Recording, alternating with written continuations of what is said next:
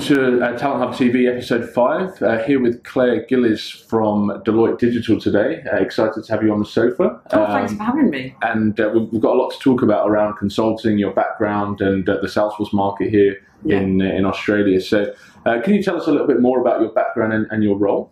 Yeah, well, as you said, I'm part of Deloitte Digital, so I'm partner in Deloitte Digital with responsibility for the Salesforce team here in Sydney.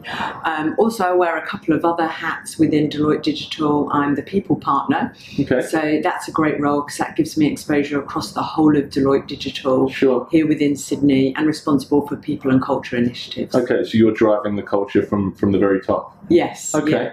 Okay. And so, tell me a bit about your Salesforce journey and how you kind of found your way into the Salesforce space, and now what your role is on Deloitte Salesforce engagements. Yeah, so it's a bit of I've had a bit of a varied background actually. I started my career in HR, funnily enough, but that gave me exposure to technology. So when it was kind of fashionable in the late 90s, I was working on the introduction of e-learning, e-recruitment. I worked on implementation of SAP out of PeopleSoft as well. So that exposure, as I say, really introduced me to technology. And through that, my experience has really expanded and grown. So in 2010, in the UK, I set up the Workday practice at Deloitte.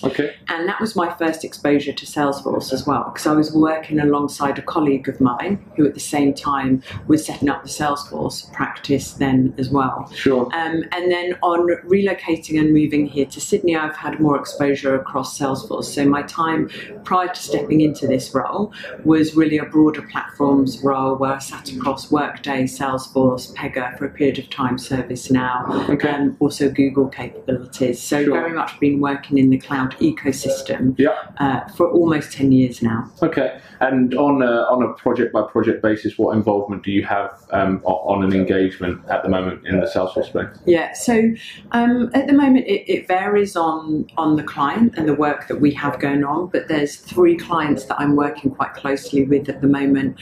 One where I've got some regular engagement on a weekly basis, really ensuring that we're delivering to plan, that we've got the right resources on board, and working with the client to ensure that we're meeting client expectations as well. So that's a great project, and that's an example where really we're able to take the breadth of Deloitte Digital capabilities to the client, and we're working across a broad scope as well. So we've got people from our Salesforce team, we've got people from our MuleSoft. I mean, given the recent acquisition of MuleSoft, that plays nicely into one of the other capabilities we have.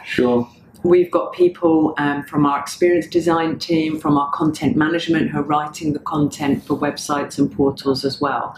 So it's a really diverse project, and we're working closely with the client in ensuring that we're setting the CRM strategy for them, which is really underpinned by the technology as well. So other engagements, I've got quite a bit of engagement in the not-for-profit space. There's several clients that we're working with at the moment to really understand what their current pain points are and how we can help them in taking one of our accelerators to drive greater efficiencies within the organisation as well. So that's really interesting and really worthwhile as well in terms of working with those clients in that space. Yeah, for sure. So you mentioned you've been in consulting for a while now. What was the attraction to consulting for you, and also what's kept you in the space for the time that it has? Yeah, good question. I think a few areas. First of all, the variety. So I've always really enjoyed the variety that consulting offers around the roles. So the different client interaction you get, the different projects, working across the breadth of the organisation as well. So every day is different because you can't predict in terms of what's going to come up with the clients. For me as well, in terms of my role, there's lots of variety between the client work and also the practice development work, and also from a business development and sales perspective, as well as some of the internal roles that I have, as I mentioned, the people partner role. Okay, yeah, so I guess like week to week, month to month, everything Yeah. you're learning all the time. It's still Yes. after this period of time. Yeah, definitely still a challenge. Sure. And through your career, you're a partner, right? A lot of people will strive to get to that level. Have you had a mentor, and how important, if you have, how important has a mentor been in that career progression and growth for you? Yeah. I've had several mentors throughout my career, and actually one mentor I still liaise with on a regular basis, male and female mentors as well, and people that I lean on who have had experience within consulting and also within industry. So for me, it's been incredibly important because it's been useful having a mentor that I can speak to get some guidance around career decisions, perhaps, or necessarily challenges that I'm faced with, or giving me perhaps a different perspective and a different way of thinking or approaching situations as well. So, and is it important that the mentor has kind of been on the same career path, and has gone through the same challenges, or is it just sometimes a different view is important? Well, as I said, I've got a few mentors, and the reason I've got a couple of mentors that I work with is because they each come with some different experience. So yes, one of the mentors has had a very similar career path to myself, so working in consulting. So that's useful because he understands the environment I work in, some of the complexities, the KPIs as well that we work towards. So that's good because it comes with, the advice comes with a level of context as well that's important. With regards to another mentor that I work with, she actually doesn't necessarily come from consulting, but again, someone that I look up to that's been very successful, similar to myself, is balancing a career as well as a family as well. So that, for me personally, has been really useful. Okay. And you mentioned industry and talking to people from an industry background to get their view. When you're hiring people that are coming out of industry and not from consulting, what hurdles do they typically face in the early days of consulting and kind of adapting to the new environment? Yeah, that's actually something that I try and share with people when I'm meeting them through an interview process from my own personal experience. I remember when I stepped into consulting out of industry, some of the challenges were around, one, the fact that I didn't necessarily have a clearly defined role. So you have a level, but your role changes based on the different projects or the engagements that you work on as well. So that was something very much I had to get used to. Whereas in industry, you have a day-to-day role and you kind of stay within the framework of that role and the expectations until you perhaps get promoted or you take a change. So that was one in terms of getting to grips with the level of variety around different projects, different engagements. That to many extents your line manager changes because your line manager is typically your project manager on engagements. The person that's going to approve any holiday that you're taking, that you speak to on a day-to-day basis with regards to any challenges you may be having. So that's something that's different. The other key thing in terms of joining consulting is getting used to the KPIs as well. So the KPIs around chargeability. Obviously within consulting, we're a people business. So being able to work with clients and leverage the skills and the experience that our people can bring to that client engagement is really important. So we obviously survive by charging out people's time. So chargeability as a key metric is also very important. So that's something really that you don't necessarily come across within industry as well. Okay. And what opportunities do you feel that consulting opens up to encourage more people into the consulting space who are perhaps on the fence and daunted a little bit by that jump? What kind of opportunities does it open up, do you feel, for people that haven't had that exposure before? Well, I think one of the main reasons I moved into consulting, as I mentioned earlier, was because of the variety that consulting offers. So working with different clients that each bring their unique set of challenges, and being able to work with those clients to guide and advise them and help solution them in terms of those challenges challenges is really important, and each one is a learning experience. Sure. And those clients can come from obviously different industry sectors as well. So you're gaining experience and learning from different industries and the trends that occur within that industry as well. So that's important. The other point is, as your engagements change based on different projects you're rolling onto, so does your team and the colleagues that you're working with. Mm-hmm. So you're working with a broad and varied set of colleagues that each bring their own experiences as well. Sure. And that's an opportunity to learn from other colleagues and team members that you're working with. For sure. Yes, I was going to say like the day-to-day role of your team, but I guess it's hard to answer that question because it changes so often, and per project and so on. So yeah, I guess that's a benefit as well, as you said, getting exposure to lots of different things. So you're from the UK, yes, and you've worked in both markets here and obviously the consulting market there. Yeah. How do they differ, and what do you like about the Australian market in comparison? There is a difference. I mean, geographically, the difference around where we're based and where we are as a hub in Asia as well presents a difference. So actually, I was speaking to a colleague last night from our Italian practice, and he's on a project in Belgium as well. So coming from the UK, that was a hub in Europe where it's not uncommon to be placed on a project and you're hopping on a plane and you're flying out across Europe. You know, it's kind of an hour and a half flight, and you're going into different countries, etc. So here, that's more challenging because, as you know, you can spend 8 hours on a plane and you're still in Australia. Really. So there's a difference with regards to that. I think the other difference I find is, in some respects, when it comes to the vendor platform and the uptake of cloud, Australia has been a little bit slow in the sense that our software partners, so whether you're talking about Salesforce, Pega, Workday, etc., they will invest and they tend to start in the States. It then follows to Europe as well. And then typically it will come to Asia, and we tend to be leading amongst our Asian family as well. So even though we'll be a little bit late in starting, I see in Australia they're we're very quick in terms of the uptake. So where we have a proof of concept or something is going incredibly well in the Australian market, there's a lot of momentum behind it as well. Sure. I also find doing business is to some extent a little bit easier as well, because especially, you know, taking Sydney as a market, it's easier to navigate around the city and get things done and have meetings and collaborate with different parts of the business or different clients compared to in Europe or in the States as well. What about because I find Australia a lot more laid back, and recruiting in London was hard work.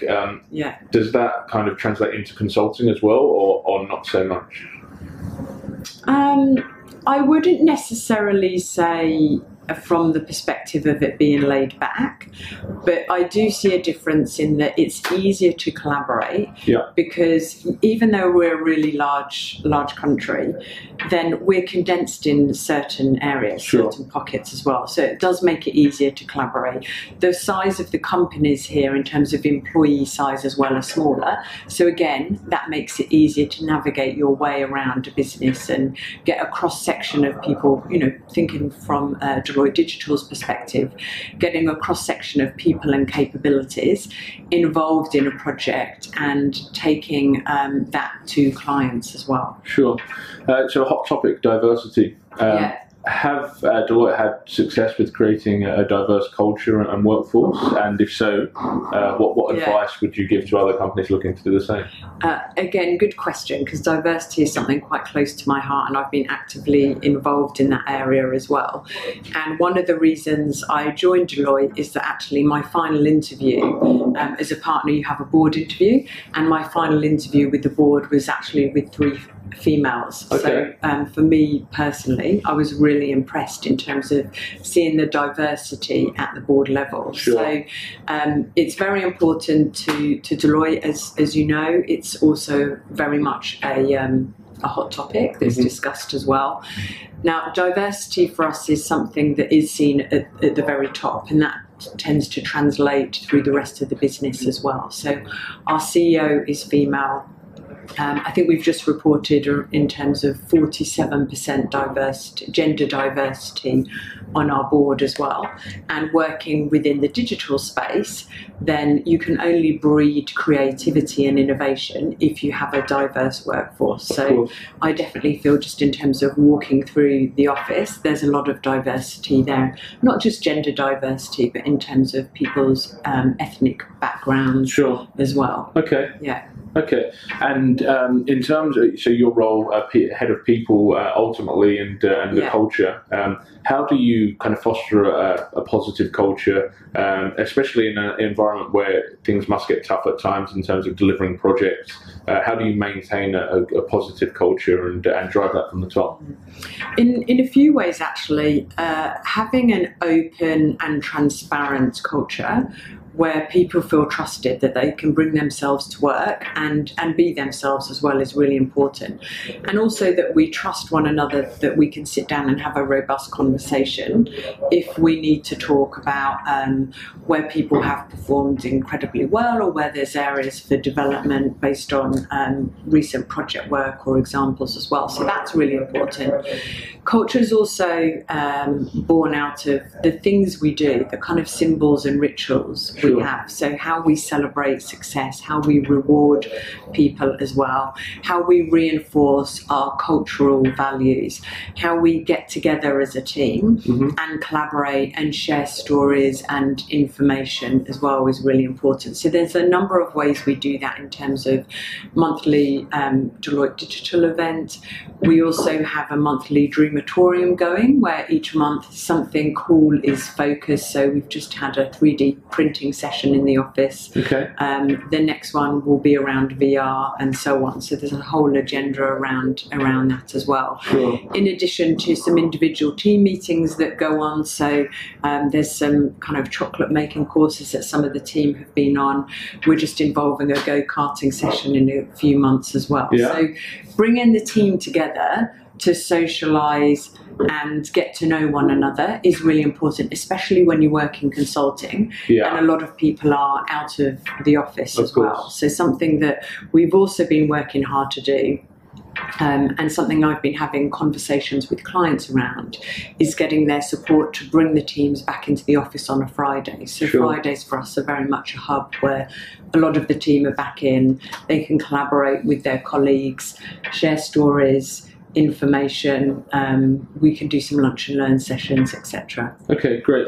And on a personal level, what are the challenges that you most enjoy solving for your clients?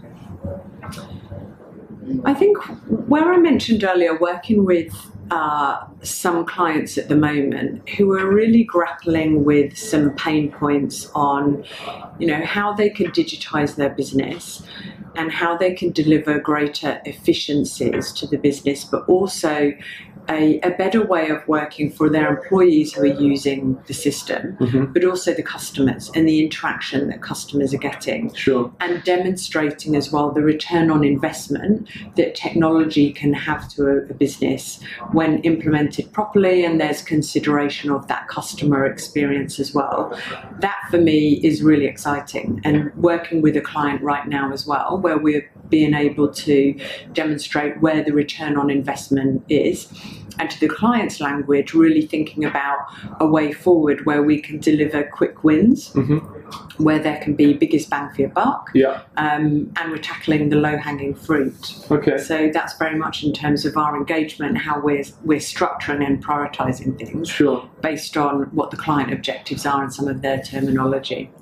And how does that then translate into the Salesforce market and I guess moving forward, and how what excites you about the next kind of 12 or 18 months of the Salesforce market and the platform evolving? Well, I think, as I said, my first exposure to Salesforce was in 2010 when I was working alongside my colleague in Deloitte, who was really forming the practice in the UK. And then the focus was very much around sales. and really a platform to store your customer data, opportunities, pipeline. If I look at how far the system and the extent to which the system has grown, the platform as well, and how that's developed over the course of the last 8 years, it's just so vast. It's so different. Where you talk about, now it's Sales Cloud, Service Cloud, Marketing Cloud, Commerce Cloud as well.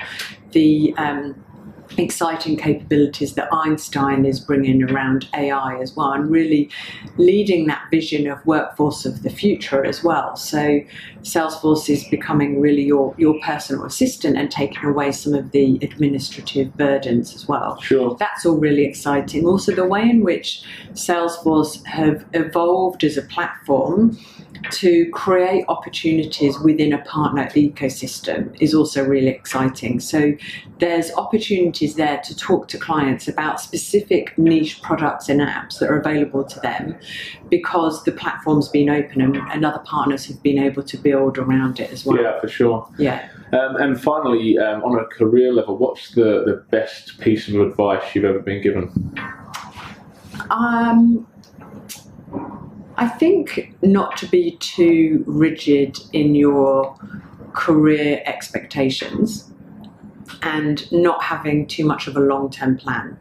And the reason for me that's been important, and especially working in the space of technology, is because you would have seen the extent to which technology is changing the way in which we live and work in a rapid time frame. So the roles that are available now, that I think there was some research recently in terms of the kind of top 10 listed number of roles, they just didn't exist 3 years ago. Crazy, isn't it? So if you're going to approach it with a fixed mindset of, in 3 years, I want to be doing X, Y, Z, or 5 years, then you may find that you're missing out on opportunities. Sure. So I think it's great setting yourself a goal and being ambitious with it, but be flexible and be open to changes as well. Okay, well, look, thank you very much for coming on today, and absolute honour having you here, and lots going on with you guys at Deloitte, and great to hear about your career today. I think our viewers will really enjoy watching that as well, so thank you very much. Thank you.